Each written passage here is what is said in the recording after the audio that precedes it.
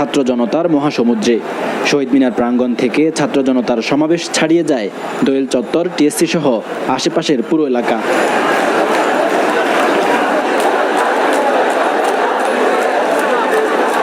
দ্রোহের আগুনে জ্বলতে থাকা ছাত্রদের সঙ্গ দেয় শিক্ষক, শ্রমিক, আইনজীবী সহ সব শ্রেণী পেশার মানুষ। স্লোগানে স্লোগানে বেরিয়ে আসে শিক্ষার্থীদের ক্ষোভের স্ফুলিঙ্গ। বিশাল এই সমাবেশে দাঁড়িয়েই এক দফার ঘোষণা দেয় আন্দোলনকারীরা। আমাদের এক দফাটি হলো শেখ হাসিনা সহ এই সরকারের পতন এবং ফ্যাসিবাদের ছিল। জনগণকে আমরা আহ্বান করছি, আপনারা যে স্বতঃস্ফূর্ত ছাত্র নাগরিক অভ্যুত্থান শুরু হয়ে গেছে, তার সাথে এসে যোগ দিন। এদিকে স্কুল, কলেজ, বিশ্ববিদ্যালয় শিক্ষার্থীরাও সহপাঠীদের হত্যার জোরালো দাবি জানান। যেন মিছিলের রাজপথে পরিণত হয় রামপুরা, মেরুল, বাড্ডা এলাকা।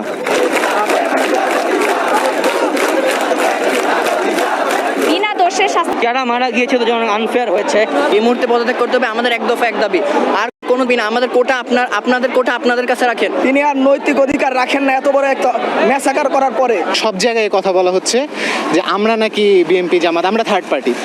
আমরা এটাই বলতে চাই যে আমরা কোনো থার্ড পার্টি না। হত্যাকারীদের বিচারের যে আশ্বাস দেওয়া হচ্ছে তাতে আশ্বস্ত হতে পারছেন না শিক্ষার্থীরা। রাজপথে শহীদ মুগ্ধ, ফাইয়াজদের স্মরণে অভিভাবকরা যোগ দেন সন্তানদের কর্মসূচিতে। বনশ্রীর প্রধান সড়কে রঙের আবরণে প্রতিবাদী স্লোগান ছেলে মেয়েদের চোখে মুখে। রাজধানীর উত্তরা, সায়েন্স ল্যাব ও নানা প্রান্তে সাধারণ মানুষ মিছিল করেছে। যেন মিছিলের নগরীতে পরিণত হয়েছিল এদিন সড়ক মহাসড়ক। নূর হোসেন, এনটিভি নিউজ, ঢাকা। কোটা আন্দোলনকারীদের দাবি দাওয়া নিয়ে তাদের সাথে বৈঠকে বসার ইচ্ছা প্রকাশ করেছেন প্রধানমন্ত্রী শেখ হাসিনা। পেশাজীবী সমন্বয় পরিষদের কেন্দ্রীয় নেতাদের সাথে বৈঠকে তিনি এই কথা বলেন। তিনি কোনো সংঘাত চান না উল্লেখ করে শেখ হাসিনা আটক সাধারণ শিক্ষার্থীদের মুক্ত করার নির্দেশ দেওয়া হয়েছে বলেও জানান। নজরানা চৌধুরীর রিপোর্ট। প্রধানমন্ত্রী শেখ হাসিনা শনিবার তার সরকারি বাসভবন গণভবনে পেশাজীবীদের সাথে বৈঠক করেন। এ সময় তিনি জানান, বিশ্ববিদ্যালয় শিক্ষকদের দাবি অনুযায়ী বিশ্ববিদ্যালয়, স্বায়ত্তশাসিত প্রতিষ্ঠান ও সরকারি প্রতিষ্ঠানে প্রস্তাবিত পেনশন ব্যবস্থা বাতিল ঘোষণা করা হয়েছে। যে কোনো দাবি নিয়ে গণভবনের দরজা খোলা বলেও জানান শেখ হাসিনা।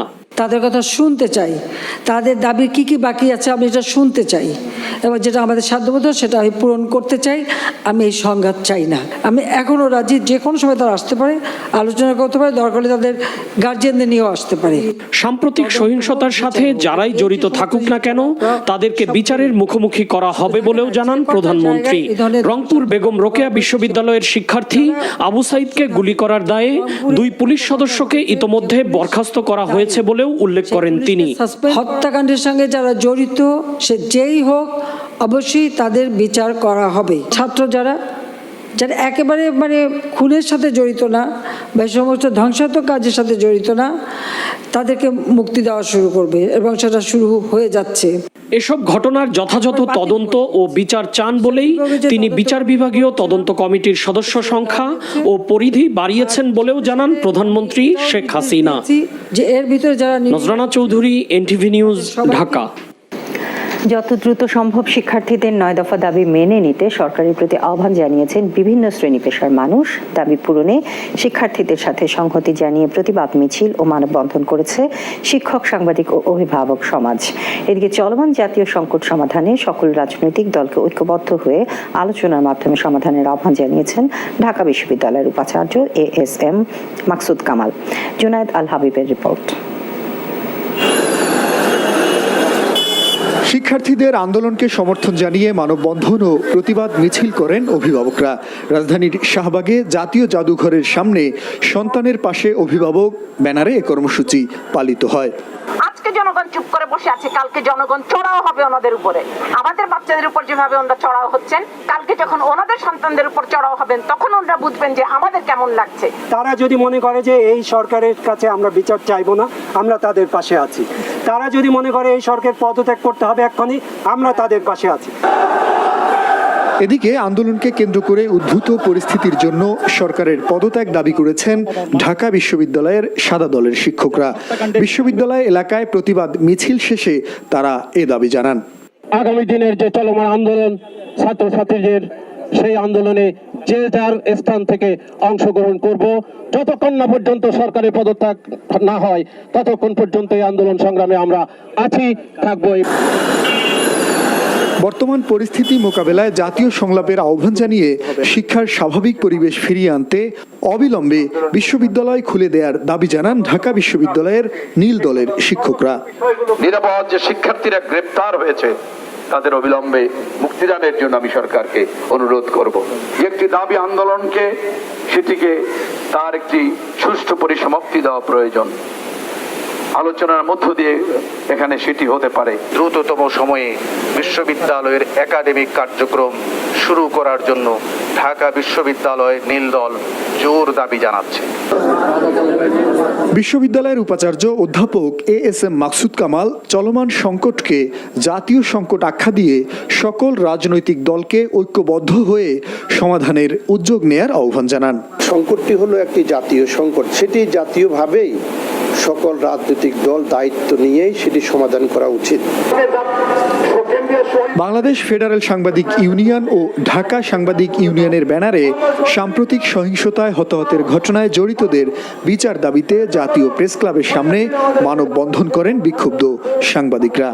আজকে ছাত্র আন্দোলন শুরু হয়েছে, এই পরিস্থিতি ঘটাবে সাংবাদিক জনতা মিলে এই সরকারের পতন ঘটিয়ে বাংলাদেশের সরকার প্রতিষ্ঠা করে বন্ধু। বল প্রয়োগ ও গণগ্রেফতার বন্ধ করে শিক্ষার্থীদের দাবি মেনে নেওয়ার আহ্বান সবার।